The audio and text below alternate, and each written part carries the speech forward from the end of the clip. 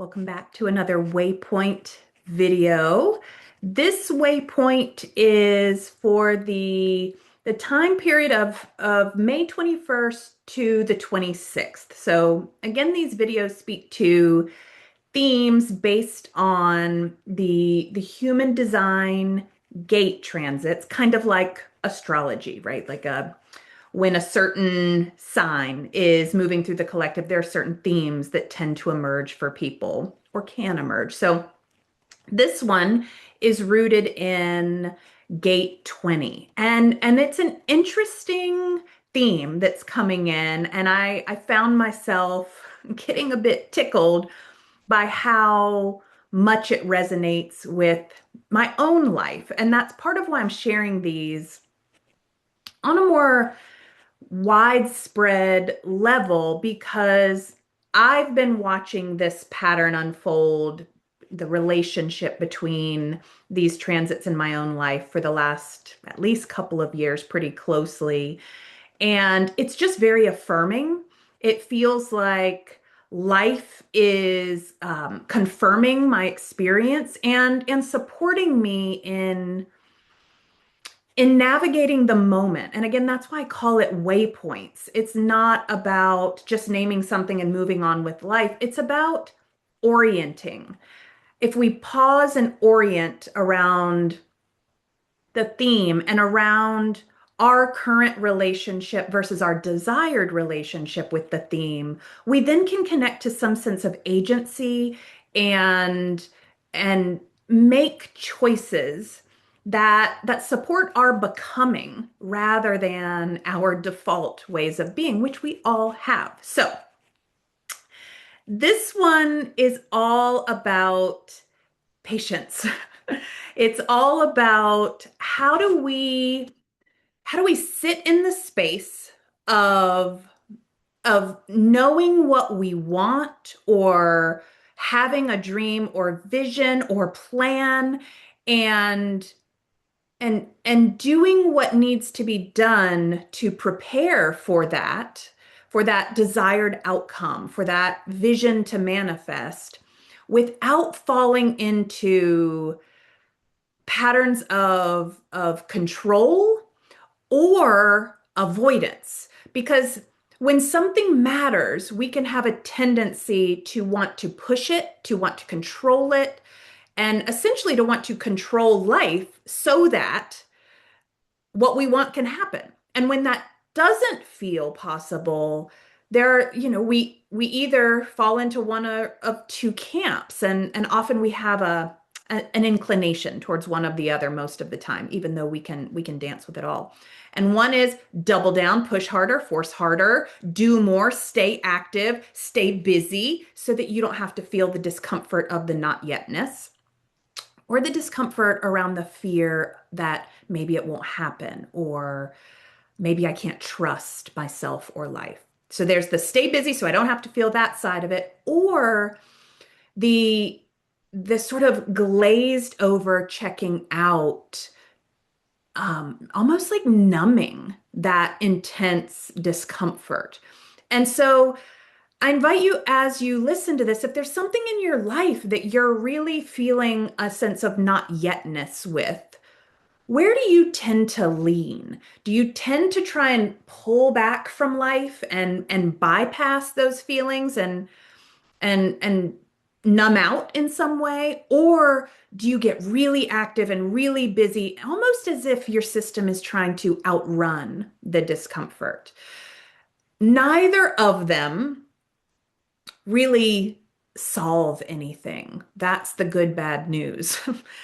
And so the invitation as we sit with this theme is, how can we be present with what is, honoring the discomfort, honoring our need and our human desire that wants to control what matters, that wants to use our willpower to align with a vision that is important to us. How do we reconcile that part of us with the part that is actually in relationship with all of life and that is becoming one who can receive that vision, one who can actually hold that plan, that dream, that opportunity. There's this calibration that often has to happen that we overlook. I'm actually in the process of developing a new model. Well, I've developed it and now I'm refining it, but I call it the convergence window. And there's this there's this phase one of growth and transformation where we're learning who we are. We're getting clear on what we want. We're going inward. And then phase three is we're taking action. We're doing the thing. But in between those two phases is this alchemy. It's this relationship between us building internal capacity to hold more money, to hold and receive more love, whatever it is you're wanting, more exposure in the world. There's an actual calibration of the body that needs to happen for that sort of expansion. But then there's this relationship with life, of life preparing us, life showing us our blind spots, life showing us what we actually need.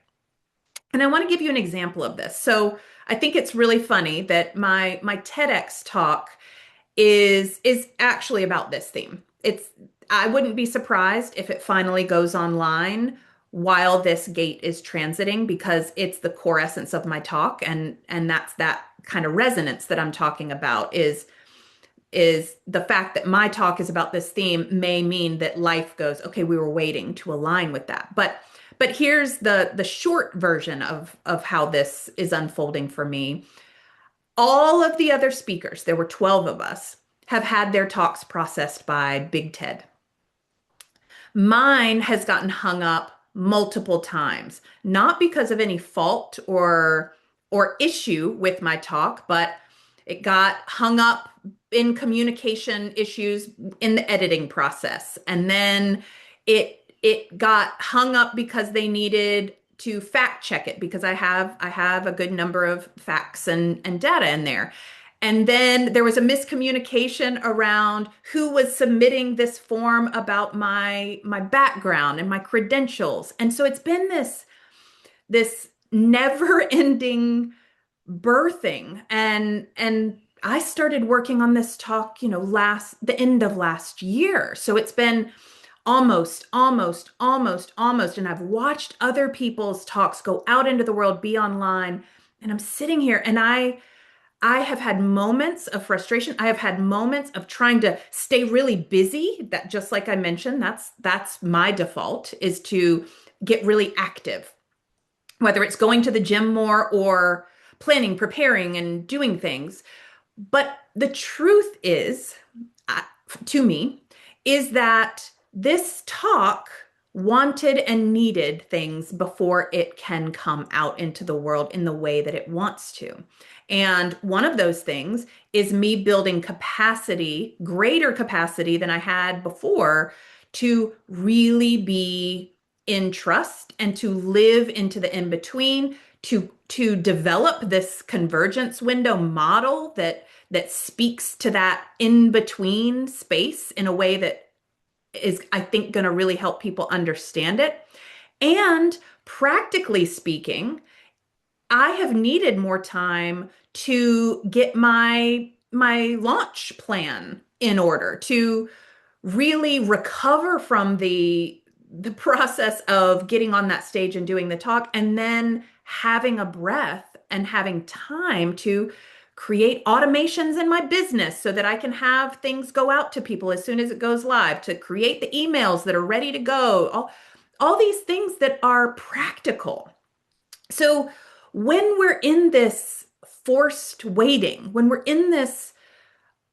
being surrendered by life in some way, where life is going against our mental plan or rigid desire, there's an opportunity to become one who can be more in flow with life, more trusting of life, more trusting of ourselves, and not be reacting from a place of fear. And something I've said for years is control always has fear pulling at the roots.